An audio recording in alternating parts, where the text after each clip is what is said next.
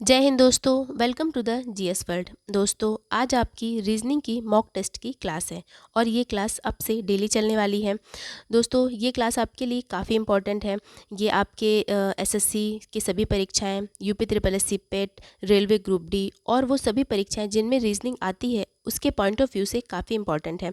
ये class important इसलिए भी है क्योंकि इसमें मैंने जो क्वेश्चंस लिए हैं वो सभी के सभी प्रीवियस ईयर से लिए गए हैं। तो चलिए शुरू करते हैं। तो हमारा पहला क्वेश्चन ये है कि सूचीबद्ध 4 संख्या युग्मों में से 3 किसी तरह से समान है और एक असंगत है। असंगत का चयन करें। दोस्तों, पहले तो आपको क्वेश्चन को खुद से करना है, उसके बाद मैं आपको सोल्यूशन बताएंगी। तो देखिए इसमें क्या कह रहा है। इसमें ये कह रहा है कि ये जो 4 ऑप्शन है इसमें से 3 ऑप्शन सेम है और एक अलग है, हमें उसे चूज़ करना है। तो पहले देख लेते हैं कि इसमें क्या सीरीज चल रही है। तो ध्यान दीजिए, यहाँ पे क्यूब की सीरीज चल रही है। जैसे कि 9 का क्यूब होता है 729, 6 का क्यूब होता है 216, 7 का क्यूब होता है 343।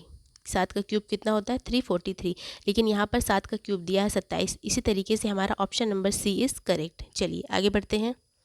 अब हमारा अगला क्वेश्चन है कि एक वृत्ताकार मेज के चारों ओर 6 दोस्त बैठे हैं। सबसे पहले हम वृत्ताकार मेज बना लेते हैं, ये देखिए, और इसके चारों ओर 6 दोस्त बैठे हैं। चलिए, एक यहाँ पे दूसरा दोस्त बैठा है, यहाँ तीसरा, ये चौथा, ये पांचवा और ये छठवां। ये 6 दोस्त बैठे हैं वृत्ताकार मेज के चारों तरफ। अब हम एक एक करके इस क्वेश्चन की हर एक लाइन को पढ़ेंगे और इसमें भरते जाएंगे।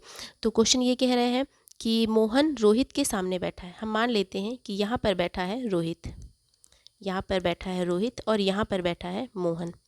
तो मोहन कहाँ बैठा है? मोहन बैठा है रोहित के सामने, ठीक है। फिर अगला आगे बोल रहे हैं कि जो राम और मोहित के बीच बैठा है। दोस्तों, जब ऐसे क्वेश्चन आते हैं तो यहाँ पर जो जो वर्ड यूज़ किया है वो दूसरे पर्सन के लिए होता है, यानी कि मोहन के बाद है रोहित, तो रोहित के लिए यूज़ हो रहा है। तो क्वेश्चन क्या कह रहा है कि रोहित राम और मोहित के बीच में बैठा है। तो यहाँ पर बैठा देंगे राम को, ये राम है, और यहाँ पर बैठाएंगे मोहित को, ये मोहित है। तो रोहित कहाँ बैठा है? राम और मोहित के बीच में, ठीक है। फिर आगे बढ़ते हैं। मोहित श्याम के सामने बैठा है। तो मोहित श्याम के सामने बैठा है, तो ये मोहित है और मोहित के सामने यहाँ पर बैठा है श्याम। फिर उसके बाद क्वेश्चन में ये पूछ रहा है कि रोहन के सामने कौन बैठा है। देखिए यहाँ पर सभी सीटों पर लोग बैठे हैं, यहाँ पर कोई नहीं बैठा है, तो जाहिर सी बात है यहाँ पर होगा रोहन। और रोहन के सामने कौन बैठा है? राम। तो हमारा क्वेश्चन यही पूछ रहा है कि रोहन के सामने कौन बैठा है? राम। तो यहाँ से हमारा option number C is correct. चलिए आगे बढ़ते हैं। अब हमारा अगला क्वेश्चन है कि किसी विशेष कूट भाषा में एक्सेस को ये लिखा जाता है 13351919। उसी कूट भाषा में एक्सीलेंस को क्या लिखा जाएगा? दोस्तों, ये कोडिंग डिकोडिंग का क्वेश्चन है। हम यहाँ पे पहले एक्सेस को लिख लेते हैं, और एक्सेस को हमने क्या लिखा है? 133519 और 19। ये कोडिंग डिकोडिंग का क्वेश्चन है और कोडिंग डिकोडिंग में आपको सभी नंबरों की प्लेस वैल्यू ध्यान होनी चाहिए। यहाँ पर देखिए सभी नंबरों की प्लेस वैल्यू ली गई है। 1 ए का होता है 1, सी का 3, ई का 5 और एस का 19। इस तरीके से हम एक्सेलेंस की प्लेस वैल्यू निकालेंगे तो हमारा ऑप्शन फाइंड हो जाएगा। तो सबसे पहले हम देखेंगे ई का क्या होता है? Place value 5। एक्स का होता है, एक्स की प्लेस वैल्यू होती है 24, ठीक है। और सी की होती है 3, ई की होती है 5। इतना करने के बाद हम देख लेंगे कि ये संख्या किस किस ऑप्शन में है। तो ऑप्शन नंबर डी को चेक करेंगे, इसमें नहीं है तो ये ऑप्शन गलत हो गया। ऑप्शन नंबर सी में है तो ये ऑप्शन सही हो सकता है। ऑप्शन नंबर डी में भी नहीं है तो ये भी गलत हो गया। ऑप्शन नंबर ए में है तो ये भी हो सकता है। 5, 2, 4, 3 और 5 सब में है, मतलब ए में है और सी में है। अब हम 5 के आगे चेक करेंगे। तो 5 के आगे क्या आएगा? एल क्या होता है? 12। तो 5 के बाद 12 किस किस ऑप्शन में है? तो 12 है ऑप्शन नंबर सी में, बट ए में है 14। तो इस हिसाब से हमारा option number C is correct. चलिए आगे बढ़ते हैं। अब हमारा अगला क्वेश्चन है कि शांति की बेटी चांदनी की शादी अभी से हुई है। सबसे पहले हम यहाँ पे लिखेंगे शांति। शांति की बेटी है चांदनी, चांदनी की शादी हुई है अभी से। दोस्तों, ये ब्लड रिलेशन का क्वेश्चन है और ब्लड रिलेशन के क्वेश्चन में जहाँ पर फीमेल आते हैं वहाँ पर हम माइनस का यूज़ करते हैं, और जहाँ पे मेल आते हैं वहाँ पे हम प्लस साइन का यूज़ करते हैं। तो ये होगा प्लस, ये सब माइनस, ठीक है। फिर आगे बढ़ते हैं। आंचल की शादी शांति के नाती या पोते सैंडी से हुई है। शांति का नाती या पोता कौन हुआ? चांदनी का बेटा। चांदनी का बेटा हुआ सैंडी। तो सैंडी की शादी हुई है आंचल से, ठीक है। आंचल है फीमेल तो माइनस, और सैंडी है मेल तो प्लस। फिर आगे बढ़ते हैं। अभी का नाती या पोता करण है। अभी का कोई पुत्र होगा या पुत्री होगी, उसका उसका पुत्र जो है वो है करण। फिर आगे दिया है कि रश्मि करण की माँ है, यानी कि अभी की पुत्री होगी रश्मि, और रश्मि का जो पुत्र है वो है करण। ठीक है। शौर्य आंचल का पुत्र है, शौर्य जो है आंचल का पुत्र है, शौर्य आंचल का पुत्र है, यानी कि सैंडी का भी पुत्र हुआ, सैंडी का भी पुत्र हुआ, यानी कि सैंडी और आंचल शौर्य के माता पिता हैं।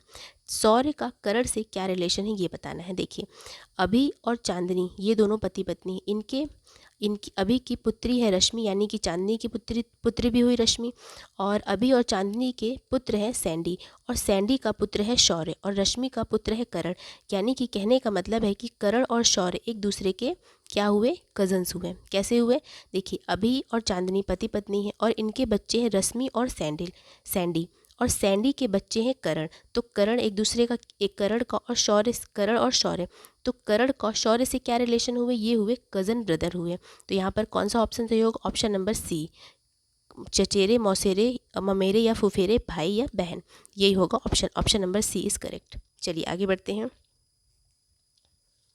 अब हमारा क्वेश्चन नंबर 5 जो है वो सीरीज वाला क्वेश्चन है। इसमें हमें बतानी है कि अगली सीरीज क्या होगी। तो सबसे पहले हम इनके बीच का रिलेशन देख लेते हैं। पहले आप सभी क्वेश्चन को अपने मन में किया करिए, फिर मैं आपको सोल्यूशन बताऊंगी। ठीक है, आप एक बार वीडियो पॉज करके सभी क्वेश्चन को अपने मन में करिए। चलिए तो सोल्यूशन देख लेते हैं। तो इनके बीच का रिलेशन देखें, तो इनके बीच का रिलेशन है 10, फिर इनके बीच का रिलेशन है 14, फिर इसी तरीके से इनके बीच का रिलेशन 18। तो दोस्तों यहाँ पे आप ध्यान दीजिए, यहाँ पे +4 की सीरीज चल रही है, यानी कि आगे भी +4 होना चाहिए। तो आगे +4 करेंगे तो यहाँ पे आएगा 22। कहने का मतलब है कि यहाँ पर जो भी संख्या होगी उस संख्या का और 50 के बीच का डिफरेंस 22 होना चाहिए। तो यदि हम 50 में 22 जोड़ दें तो हमारी संख्या निकल आएगी। तो 50 में 22 जोड़ेंगे तो आएगा 72। Option number C is correct. चलिए आगे बढ़ते हैं। अब हमारा अगला क्वेश्चन है, ये भी सीरीज वाला क्वेश्चन है, इसे भी आपको सॉल्व करना है। लेकिन इस क्वेश्चन को पहले आप ध्यान से देखिए कि इसमें डिफरेंस निकलेगा या इसमें कोई और ही ट्रिक लग रही है। तो इसमें डिफरेंस नहीं निकाला जाएगा। दोस्तों आप ध्यान दीजिए कि ये पूरी संख्या है, अभाज्य संख्या है, यानी कि प्राइम नंबर है। प्राइम नंबर क्या होती है, ऐसी संख्याएं जो खुद से कटती हैं या 1 से कटती हैं। तो ये सभी की सभी संख्याएँ प्राइम नंबर है, और ये बढ़ते क्रम में है, मतलब पहले छोटी संख्या, फिर बड़ी, फिर उससे बड़ी, फिर उससे बड़ी। तो हमारी अगली प्राइम नंबर कौन सी होगी, तो अगली प्राइम नंबर जाहिर सी बात है 79 से बड़ी होगी। तो 79 से ये तीनों बड़े हैं, तो ये तीनों ऑप्शन में हो सकते हैं। इनमें हमें प्राइम नंबर खोजना है, तो प्राइम नंबर है यहाँ पे हमारा 89, क्योंकि ये 1 से कटेगा और खुद से कटेगा। तो हमारा ऑप्शन होगा ऑप्शन ए इज़ करेक्ट। आगे बढ़ते हैं। क्वेश्चन नंबर 7 की बात करें, तो क्वेश्चन नंबर 7 में ए का, एस का, इन सब का अर्थ दिया है, और हमें ये जो सीरीज है, मतलब ये समीकरण है, इसे हल करना है। तो चलिए शुरू करते हैं।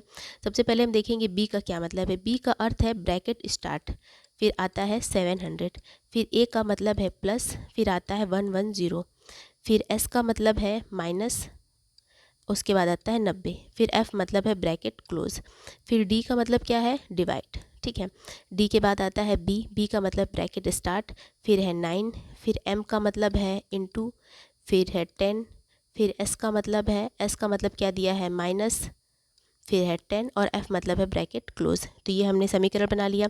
दोस्तों यहाँ पे आपको ध्यान होगा, बोर्ड मास में माइनस, इंटू, प्लस और माइनस इनकी सीरीज चलती है, सॉरी, डिवाइड, इंटू, प्लस और माइनस इनकी सीरीज चलती है। कहने का मतलब है कि जब भी किसी समीकरण में प्लस, माइनस, इंटू, डिवाइड ये एक साथ दिया होता है, तो सबसे पहले हम माइनस वाले डिवाइड वाले को सॉल्व करते हैं, फिर इंटू को, फिर प्लस को, फिर माइनस को। तो यहाँ पर डिवाइड दिया है, लेकिन हम पहले इसे सॉल्व नहीं करेंगे क्योंकि यहाँ पर ब्रैकेट लगे हुए हैं। तो सबसे पहले हम ब्रैकेट के अंदर का सॉल्व करेंगे। तो इसे सॉल्व करते हैं। तो 9 × 10 हुआ 90, 90 में 10 घटाएंगे आएगा 80। यहाँ पे हम डिवाइड का साइन लगा देते हैं। अब इसे सॉल्व करते हैं। 700 में 110 जोड़ेंगे 810, 800 में 90 घटाएंगे आएगा 720। अब हम इसे सॉल्व करते हैं, तो यहाँ पे हमारा ऑप्शन हो जाएगा 9, यानी कि option number B is correct. चलिए आगे बढ़ते हैं। अब हमारा 8वां क्वेश्चन है कि उस विकल्प का चयन करें जो तीसरे पद से उसी प्रकार संबंधित है जैसा दूसरा पद पहले पद से संबंधित है। यहाँ पे क्वेश्चन ये कह रहा है कि टिड्डे का जो रिलेशन कीट से है वही रिलेशन हमें लकड़बग्घा का बताना है कि इनमें से कौन सा रिलेशन होगा। तो टिड्डा जो है कीट की प्रजाति के अंतर्गत आता है, उसी तरह से लकड़बग्घा स्तनपायी होता है। तो हमारा option number B is correct. चलिए आगे बढ़ते हैं। ये जो क्वेश्चन है दोस्तों हमारा, ये स्टेटमेंट और कंक्लूज़न वाला क्वेश्चन है। आपको स्टेटमेंट पढ़ना है, स्टेटमेंट को समझना है कि स्टेटमेंट क्या कह रहा है, और स्टेटमेंट से जो सबसे ज़्यादा मिलता जुलता कंक्लूज़न होगा उसे ही चूज़ करना है। ठीक है, तो हम स्टेटमेंट पढ़ लेते हैं, फिर उस हिसाब से कंक्लूज़न को चूज़ करते हैं। देखिए, स्टेटमेंट में जो भी दिया रहता है दोस्तों, उसे आपको सही मान के कंक्लूज़न को चूज़ करना होता है। तो स्टेटमेंट हमारा ये कह रहा है कि परीक्षा शुल्क के देर से भुगतान के लिए छात्रों को जुर्माना देना पड़ता है। मतलब यदि छात्र एग्ज़ाम की फ़ीस लेट भरेंगे तो उन्हें जुर्माना पे करना पड़ेगा। ठीक है, ये है हमारा स्टेटमेंट। कंक्लूज़न देख लेते हैं। यदि दंडित किया जाता है तो छात्र समय सीमा का पालन करते हैं। तो ये स्टेटमेंट के हिसाब से ये कंक्लूज़न मैच नहीं कर रहा है, तो ये गलत हो गया। आगे बढ़ते हैं। कई छात्र समय पर परीक्षा शुल्क का भुगतान नहीं करते हैं। ये भी स्टेटमेंट से मैच नहीं कर रहा है, तो आगे बढ़ते हैं। परीक्षा शुल्क के देर से भुगतान के लिए होने वाला जुर्माना राजस्व का बहुत बड़ा स्रोत होता है। ये भी स्टेटमेंट से मैच नहीं कर रहा है। ठीक है, तो ये हमने देखा कि ये तीनों जो ऑप्शन है वो स्टेटमेंट से मैच नहीं कर रहे हैं। ऑप्शन नंबर डी को देखते हैं। सभी शुल्क का भुगतान समय पर किया जाना चाहिए, अन्यथा उन्हें जुर्माना देना होगा।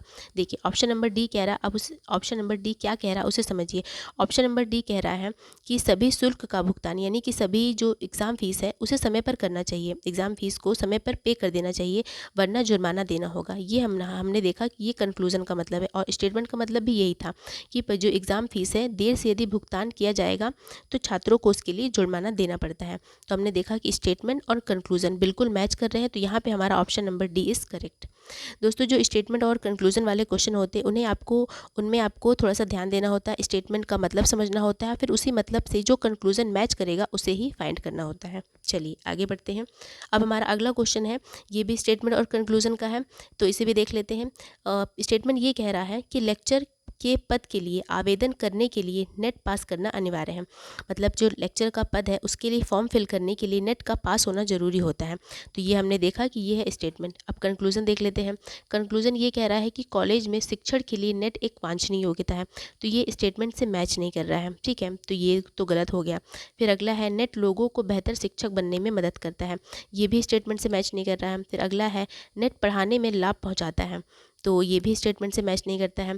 फिर ऑप्शन नंबर डी है, केवल नेट पास करने वाले ही कॉलेज में शिक्षण के लिए अर्हता प्राप्त करते हैं। देखिए, यहाँ पे option number D is correct. कैसे? स्टेटमेंट का मतलब ये था कि लेक्चर पद के लिए फॉर्म भरने के लिए नेट का पास होना ज़रूरी है, और यहाँ पे ऑप्शन नंबर डी का मतलब ये है कि जो लोग नेट पास करने वाले हैं केवल वही कॉलेज में शिक्षण के लिए अर्हता प्राप्त करते हैं। ठीक है, तो ऑप्शन नंबर डी और स्टेटमेंट बिल्कुल मैच कर रहे हैं, तो इस तरीके से हमारा option number D is correct. दोस्तों, स्टेटमेंट और कंक्लूजन वाले क्वेश्चन में बहुत ही ध्यान रखने वाली बात होती है, हमें स्टेटमेंट को पढ़ना होता है, फिर स्टेटमेंट से जो कंक्लूजन मैच करेगा वही हमारा ऑप्शन सही होगा। तो ये हमारे रीजनिंग का आज की क्लास थी। अब हम अगली क्लास में मिलेंगे, तब तक के लिए धन्यवाद दोस्तों। हाँ, ये मैंने एक क्वेश्चन रखा है जिसे आपको करना है और मुझे कमेंट बॉक्स में बताना है कि क्या आंसर होगा। ठीक है, चलिए आगे चलिए।